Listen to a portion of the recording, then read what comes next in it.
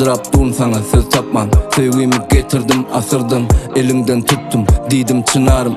Kısılma her gün irden koyup gidecek isimi yasırında. Şemalım yaklıd yakıp zadi, çağılıp dövürüm köyne caymızı. Sen bana yatlad yan yağışlı aşkı vadi. Taliplik vaktimi yatlad yan bana, çın sevgin badığını, yürekte badığını. Vah sen bilen bir asırda yaşayanıma bilin yan. Çekinmen aydıp bilyen, söyleyen seni söyleyen.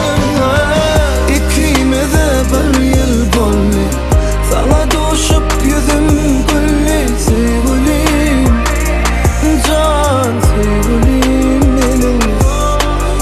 Sen gelen son dünyam dolli, sevgimize bir yıl bolli. Sevgilim, can sevgilim.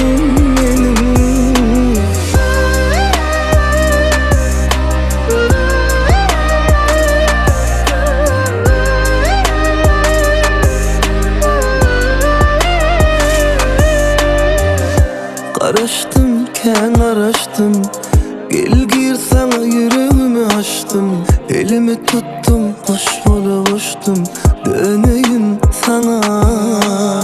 Kimi kıyıdan saylap seçtim, söyle yanıp tutuştum. Çınar deyip canım içtim, döneyim adına. Sen bilin bir asırda yaşayanıma bilin yan. Çekinmen aydıp dünyan, söyleyen seni